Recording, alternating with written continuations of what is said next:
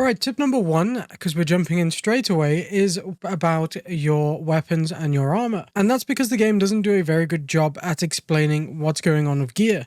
But if you come over to a piece of gear in your inventory and you hold Alt, you can actually see the full list of modifiers, including if it's a prefix or a suffix.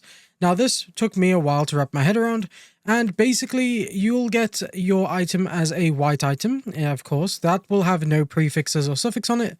And with that, you can then add a couple of orbs and other items to then start adding modifiers. So you can turn it into a magic item, which is blue, and that will add one prefix or suffix to it. Sometimes you get like 2 mods in like one, and these are still counting as one prefix or suffix. But essentially you'll get that. Then you use another item and you'll get another prefix or suffix.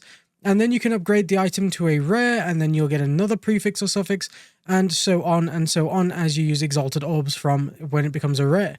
Now, you'll always have 3 prefixes and 3 suffixes on an item. If you already have 3 prefixes on an item, you will only be able to get suffixes. Now, these are 2 different lists of modifiers that you can actually get on your weapons and armor. For example, if you come over to poe2db.tw, you can then come over to the modifiers tab and select your weapons or like whatever piece of armor you want, and you'll actually see a full list of prefixes and suffixes that your items can actually have. So for example, prefixes can add physical damage, fire damage, cold damage, lightning damage on a bow, but a suffix cannot do that because it's a whole bunch of stuff that require life, physical, mana, all sorts of stuff like attack and damage as well. For example, critical damage bonuses. So you can kind of get like quite a lot of stacking potential from what you actually have there. So you kind of want to use poe2db.tw to actually see what stats you can get on items. For a quick TLDR, essentially what you'll want is 3 resistances on your helmet, your body, your boots, and your belt. Usually, because you want to be obviously stacking resistances just while playing through the game, it's going to be the best thing you can do. On your weapons, you kind of want to try and stack physical damage and increased physical damage, because that is just a huge modifier for DPS. I mean, it's mind-blowing how much damage you actually do and how easy the game becomes during the campaign. If you can get some physical damage modifiers on your weapons, on your gloves, and even your rings, it's just pure DPS and it is so insane. So like we just touched on the resistances there, if you come into game and press C on your keyboard, if you're on PC, you'll be able to see your character sheet, and here you can also see your resistances. For example, this character I'm playing now has 23% fire resistance, 49% cold resistance, and 36 lightning resistance.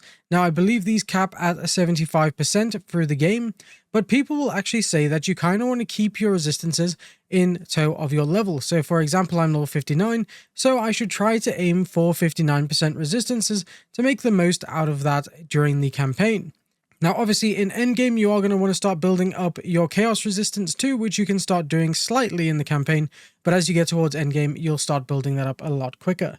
So essentially, again, I just want to reiterate this. For your main body pieces, try to get modifiers that have at least 3 resistances just for a god roll piece, because they are going to be so essential for your helmet, your body, your boots, and your belt. And then, of course, DPS, you need to do that. So again, it's going to be your weapons, your gloves, and your rings for that. Now, if you've been playing through the campaign, you can see that we have Act 1, 2, 3, and Act 1, 2, and 3 in cruel mode. Now, during the campaign, you're going to come across special side quests and special bosses that can actually offer very good overpowered passives. For example, when you get to Clearfell, which is monster level 2, you're going to come across an enemy called Byra of the Rotten Pack. Defeating Byra will then give you a full 10% to cold resistance, which is going to be a great buff. Making your way to the hunting grounds is then next. This is where you'll find the Crowbell. Defeating him will grant a set of 2 passive skill points for your passive tree. Then from there, you're going to make your way to Freythorn. You'll then find the boss called the King in the Mists. Defeating him will add 30 to Spirit, which will allow you to use more of those passive skills. Now, of course, you'll also make your way then to Ogham Farmlands, where you can find Una's hut and Una's loot. Doing this will then grant you another 2 skill points. While you make your way through Ogham Village, you can also actually find the smithing tools and deliver them to Renly to unlock the salvaging bench, which is just going to be a must-need item to salvage things, especially like rune sockets and stuff through the later endgame. This is a massive thing. Please do not skip this. You definitely need this. And then finally, when you make your way to Ogham Manor, you can actually see below, you'll get over to this guy called Candlemas the Living Right. Defeating him will give you plus 20 to your maximum life, which just means more survival. Now during Act 2, you're going to come across the same type of creatures and quests. If you first travel to Kef, you'll find Kabbalah Constructor Queen. She will give you 2 skill points as well. The next one's a little bit more challenging because you need to make your way to the Bone Pits. And here you will be defeating enemies just on a regular basis by going through it. You'll then find a Sun Clan relic by defeating enemies. You'll then need this later on. Now, during your time in Kef, I should have mentioned this before, you'll also find a Kabbalah Clan relic by killing enemies here. That will just drop while you're trying to find Kabbalah, so that's 2 for 1. You'll then have 2 relics, the Kabbalah Clan relic and the Sun Clan relic, and that's going to be ready for the next journey. Now, when you get to the Valley of Titans, you'll be able to find an altar where you can place both relics in. You'll have to pick between one of 2 buffs, but you can swap between them at any point. You'll be able to gain 30% increased charm charges gained, or 15% increased mana recovery from flasks. It's going to have to be one or the other here, but you can swap depending on what you need. Then towards the end of Act 2, you're going to find your way to Deshar. Now you're going to find a body there, and you're going to find a final letter. You'll deliver this to Shambrin, and you'll then get another 2 passive skill points for your passive tree. Then in your adventures again, you'll get to the Spies of Deshar. You'll find an area where you can interact with like a shrine. It's called the Sisters of Guru Khan Shrine, and this will give you a plus 10% to lightning resistance, which is just super helpful. Now in Act 3, you're going to make your way through the game. You're going to get to the Jungle Ruins. The Jungle Ruins, you're going to find a really angry gorilla that loves to shove a massive pillar up your ass. It's very scary, but defeating him will give you a massive 2 skill points. Then you're going to make your way to the Azog Bog. You'll find a character called Ignag Duck, the Bog Witch, and here defeating this will give you another 30 spirits for those passive skills. After that, you're going to make your way through to the Venom Crypts. This one's very interesting because you're going to get these potions and you're going to have to pick one of 3 potions. You do need to be aware though that you can only pick one and you can't swap to the other 2. So this is a very, very serious choice early on in the game. You're going to have a choice between 25% increased stun threshold, 30% increased elemental ailment threshold, and 25% increased mana regen rate. Then, going through the game again, you're going to go to Jakani's Mechanarium. Here you're going to find an enemy called Blackjaw the Remnant. Defeating him will give you plus 10 fire resistance. Then near the end of Act 3, you're going to find a secret place called the Molten Vault. Here you're going to find Mektul the Forge Master.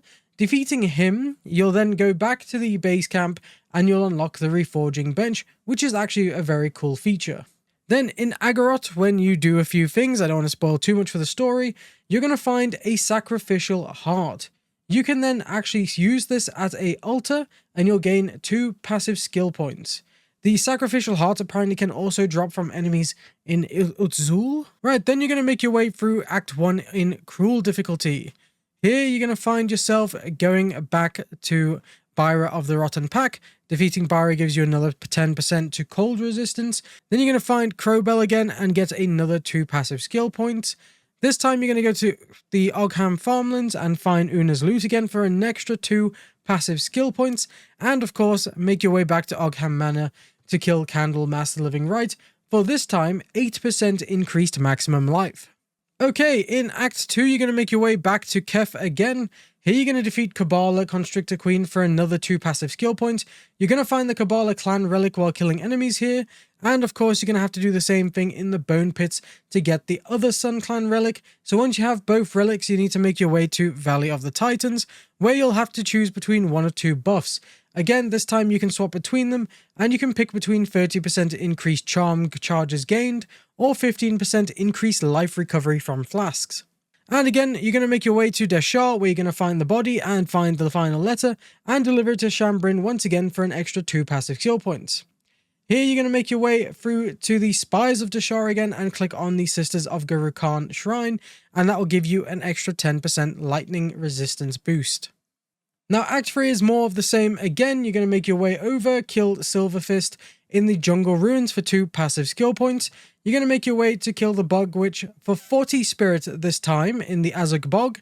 You're then going to have to go to the Venom Crypts and find the Venom Vial, which you're going to have to pick one of 3 special bonuses again, but you're going to have to be aware that this is, again, locked to 1 only. You can't change your mind later on. And here you're going to be able to pick between 10% to Chaos Resistance, which is very important for endgame. You're going to get +5 to all attributes if you pick that one, which is also very strong. And you're also going to get a choice of 15% reduced slowing potency of debuffs on you, which is probably the weakest one out of the 3. Then again, you're going to have to kill Blackjaw the Remnant for 10 fire resistance in Jikani's Mechanarium. And of course, you'll find the Sacrificial Heart where you need to sacrifice it at an altar for 2 passive skill points. You'll find this heart in Agarot or in Utzul. Okay, next you can use trade chat in-game, but I'm going to advise you don't actually do this. Make sure you go to the Path of Exile website where you can find the trade website. Here is a great way to be able to just direct whisper someone, and you can see the exact price they want. A lot of people in trade chat will try to rip you off. For example, my friend Hame gave me this one, where people are saying like 20 exalted for a divine, but they're actually worth about 60. So in this case, you know, you can see people are definitely trying to scam you by 40 exalts, and you don't want to get scammed. So ignore trade chat. Just use the trade website. I know it's a pain in the ass using the direct whispers to actually try and get hold of someone to trade, and of course a lot of the time you're not going to get a response, but it is the safer and easiest way to not get ripped off. Now, a very good way to learn the value of items in Path of Exile 2 is actually to play other classes and other builds, because certain builds will use different weapons and certain classes will just play differently because of the types of armor they use. They'll either be using armor that's for dexterity, intellect, or strength. And it's the same with the equipment, so you're going to find out exactly what's valuable to those classes. So you're not going to just dismantle something that isn't actually valuable, because I do that all the time. I just play a ranger right now, I get a piece of loot, I'm like, it's crap for my ranger, and just straight up delete it. When chances are, I had a few items that probably sold a lot because they were brilliant for a class that I just haven't played yet. So in this case, play some of the other classes, figure out what items are great for other builds and classes, and you could probably make a small fortune selling those useless items of yours to someone who actually wants it. It's like that saying, another man's junk is another man's treasure. In Path of Exile 2, that is literally what it is. It is treasure for another player. So make sure you check your loot and that you're not just going to be wasting it. So try some of the other classes, try some of the builds, and check out what's actually good in the game. Now this tip is actually from my friend Hame, who says, focus on one endgame activity because there is no ultimate build in the game. They all have strengths and weaknesses, and of course endgame has different types of activities while pushing through the maps. So if your build is not great at bossing, try to avoid that activity. If it's great for mapping, then you want to go and do some maps. If it's great at the ultimatum, then go and do that. But if it's not, then avoid that type of activity. Obviously, you're going to have to do something like ultimatum for your ascendancies, which is going to be a bit of a pain for some of you. I know, I get it too. So the boss at the end just causes so many issues, but not every build has like an ultimate form. So you may need to actually make tweaks to your build just to try to help you get some more DPS, or find a way to tweak it to help with the shortcomings of your build, especially if you're pushing maps. For example, I know a lot of people probably at endgame already know how to make a build, or they just copied one online. There's nothing wrong with that at all. But if you are starting out for Path of Exile 2, then to start making a build, you just kind of go down where you would. So like for us, we're using a bow, so we'd go down and pick projectile damage and kind of make our way through the skill tree. Now, if we go to search here, we want to go like lightning arrows, for example. We can type in the word lightning, and we can see here these nodes start to glow. All of these glowing nodes will show us where the buffs are to our lightning skills. So it's a great way to start making our way through the tree to go up there for lightning, or down here for some lightning skills too. Now you can pretty much do this with anything like elemental damage, life, evasion, strength, anything like that. You can pretty much just search it and start making your build perfect and fine-tuning it for exactly what you're doing in the game. Rerolling is a lot less expensive now since they just put a patch out. It's about 40 to 50% less expensive, which is fantastic. So you can actually reroll more frequently now. You don't need to break the bank, so you can actually have a good time while testing out builds for certain activities. Anyway guys, that's it for today's video. I hope you found this one great. If these tips do help you, please click the like button below and also subscribe for more videos in the future. I've got a Discord server that I'd love to build a community of Path of Exile 2 players that could help each other and just help learn the game and, you know, share a few builds. So if you're interested in that, please join the Discord. You can find the link in the description of this video and in the comment section below, and I'll see you again in the next one. Bye.